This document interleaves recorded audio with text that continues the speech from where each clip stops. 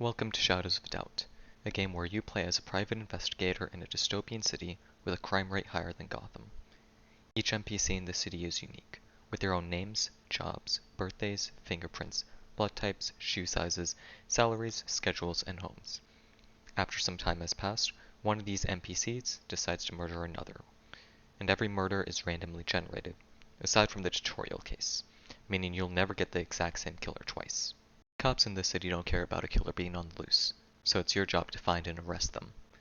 The only problem is you're a private investigator, not a detective with the police. So if you want to get anything done, you're gonna have to break into the crime scene and gather the evidence yourself. Once you've got what you need, pick up a case resolution form and start following leads until you find the killer. Case resolution forms are available at City Hall and are available anytime a murder has been reported. If you want to finish case, you'll have to fill out this form with information about the killer, including their name, address, the weapon they used, and evidence that places them at the scene of the crime. Once you have everything filled out and you've arrested the killer, turn in your form and receive your reward. Upon completing the case, you'll receive some cash as well as social credit. Social credit is the main way you level up in the game, with each level giving you a new perk. These include things like not being kicked out of stores for loitering, and being able to access the echelon zones, which are the high society areas of the game. After finishing a case, a new one will be generated after a short time, and with a new case comes a new killer. There are many different types of killers you can encounter, each with their own motives and means. One killer you get may be a crazy stalker who killed their victim out of jealousy or obsession, while another killer may be a sniper who's just killing people for sport. Because each killer is different, you'll have to go about solving each case in a different way.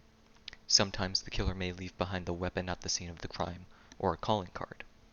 Other times the only evidence you'll have to work off of is a spent bullet cartridge. While waiting for another murder to generate, you can take on one of the game's many side jobs.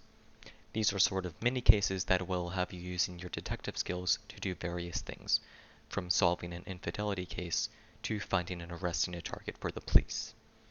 I personally like the infidelity cases the most, since it's fairly easy to gather evidence, and it plays out very similarly to a murder case. On the other hand, I despise arrest cases. One of them just gave me a job title and a hairstyle, which is not a lot to go off of when you're trying to find one person in an entire city.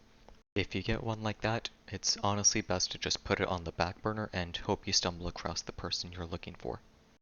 After completing a side job, you'll be rewarded with a bit of social credit, less than you would get from a murder case, some money, and sometimes a sync disc.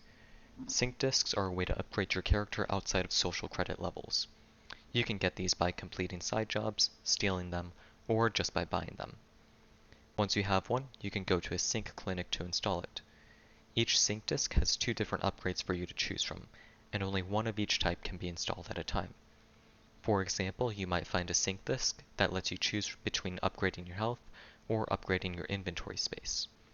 If you decide to go with the extra inventory space, you don't get the increased health, even if you find another copy of that sync disc. While I do enjoy the game, there are some things I have issues with. Most of them are minor, like how watching CCTV footage can be a little janky sometimes, or how the game lags whenever you turn in a case. One thing that really annoys me is that the game doesn't tell you where a crime scene is once you've already been there. I've personally just gotten into the habit of just writing down wherever a crime scene is, but it's still something I wish the game would remember for me.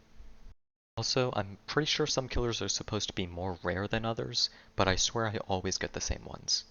You need to solve at least 8 murder cases to finish the game, and I'm pretty sure during my playthrough 7 of my 8 murder cases were either corporate killers or stalkers. The only exception to this was a killer I had called the Retired Reaper, who was just killing a bunch of office workers. It sucks because in the most recent update they added snipers to the game, and I never got one of those to generate.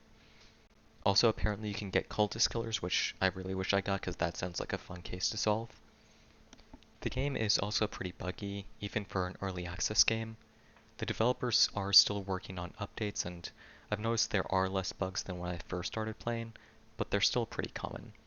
One of the most common ones I've seen is that when a killer leaves behind a message, it'll often clip into the wall.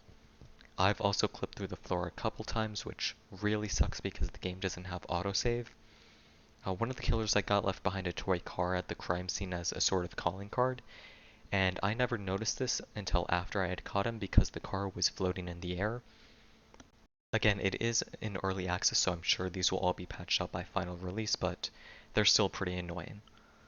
Anyway, that's Shadows of Doubt. There's still quite a bit I didn't talk about, like player home customization, illegal businesses, or the modding community. I still highly recommend the game even though it's still in early access. Currently it's available on Steam for $20, with console releases coming soon. I can't wait for the next major update, and I really hope we get new types of killers. Personally, I would love to see a type of killer that hires hitmen to do the job for them. Maybe make it so you have to arrest both the hitman and the person who hired them. I don't know, I just think it would be a cool idea. Anyway, that's really all I had to say. Go check out Shadows of Doubt, and thanks for watching.